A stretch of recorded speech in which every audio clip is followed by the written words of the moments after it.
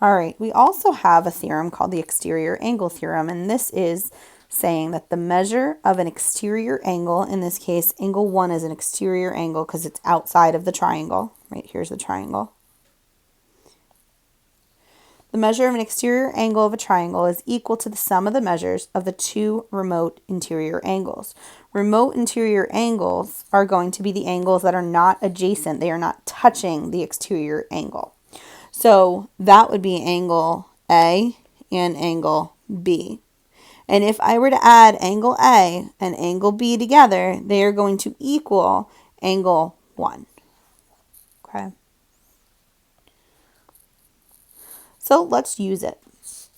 Here we have triangle, we have triangle KLM, and we want to find the measure of angle JKL. So JKL is this exterior angle right here that they're saying is 2x minus 15. The two angles that are my remote angles, are my remote interior, are angle L and angle M because they are not touching that exterior angle, right? This guy in here is touching it. This is adjacent because it's next to.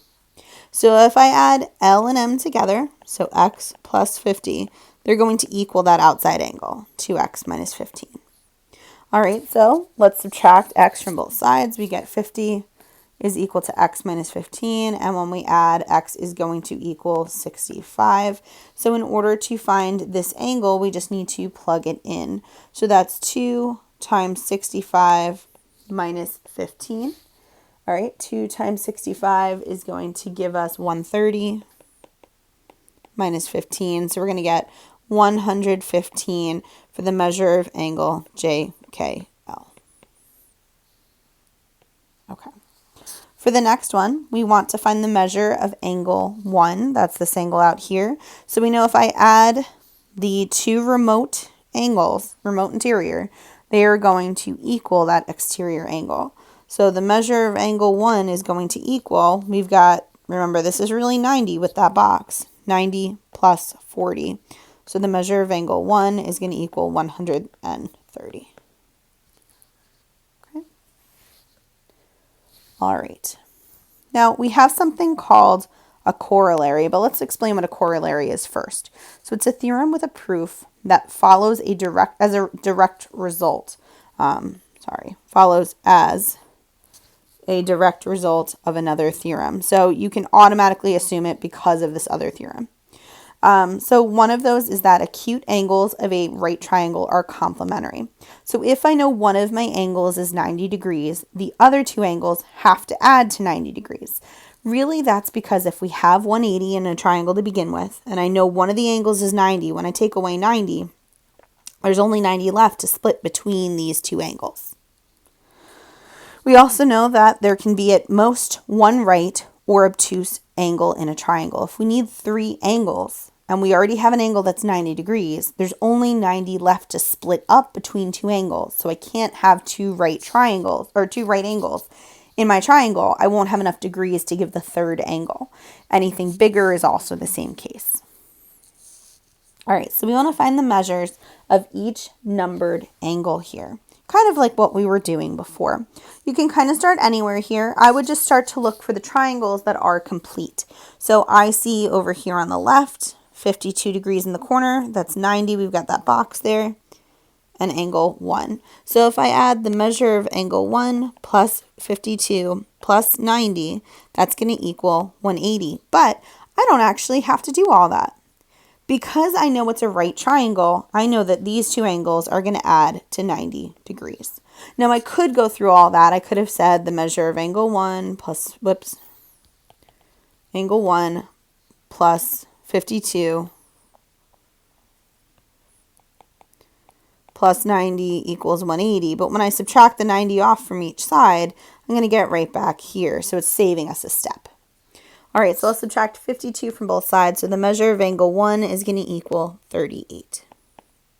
All right, then I also have angle 2 in this triangle. Again, I have a right triangle.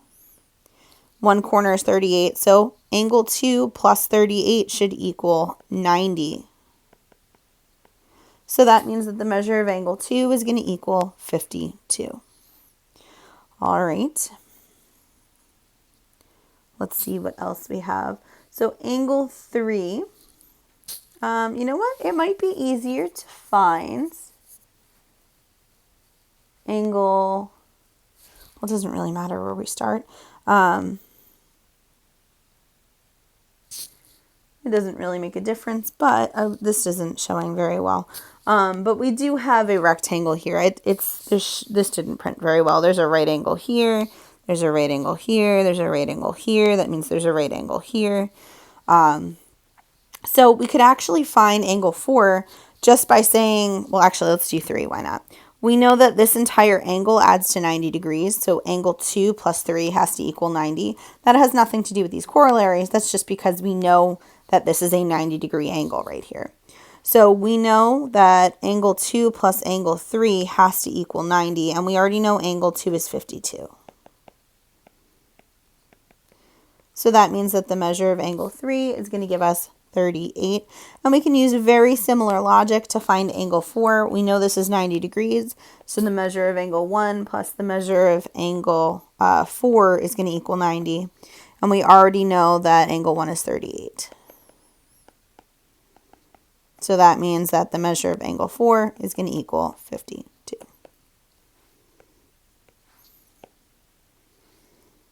Okay. All right, in part B. So again, it doesn't matter where you want to start. Anywhere, really, it makes no difference. But it might be useful to start with angle 1 here. Now, I know angle 1 is not inside a triangle. It's an exterior angle, but if I look at this triangle, I have the 2 remote angles with this exterior triangle, or with this exterior angle. So I know that the measure of angle 1 should equal the sum of 32 and 38, the remote interior angles. So that means that angle 1 is going to equal 70. Okay. And that's that exterior angle theorem. Okay.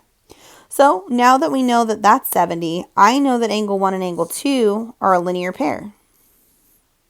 So if I did the measure of angle 1 plus the measure of angle 2, that should equal 180 because it's a linear pair.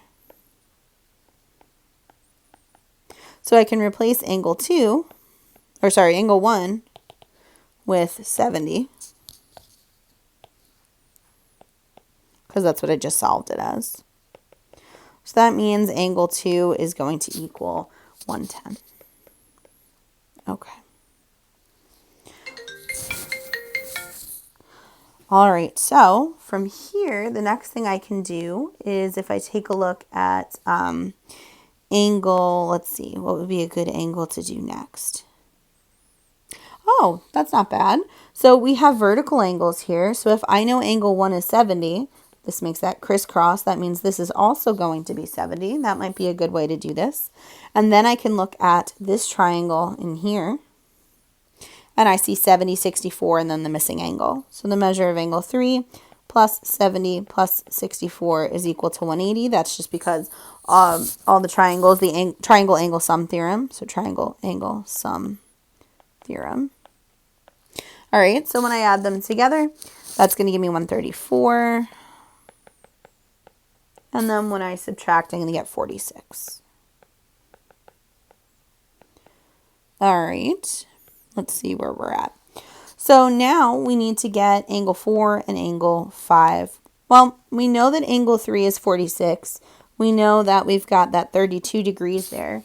There's a few ways we can do this, but we do see this line here. So I wouldn't call it a linear pair because it's not 2, but all 3 of these angles are going to form a line. So if I were to add angle 4 plus 46 plus 32 together, they should equal 180 because they form this line. All right, so that means the measure of angle 4 is equal to 78. Or sorry, plus 78 is equal to 180. And then when I subtract, angle 4 is going to give me 102. All right, last but not least, angle 5 I can get by looking inside this triangle. So we have angle 5 plus 102 plus 41 is equal to 180, which means angle 5 plus 143 is 180. So that gives us that angle 5 is going to equal 37.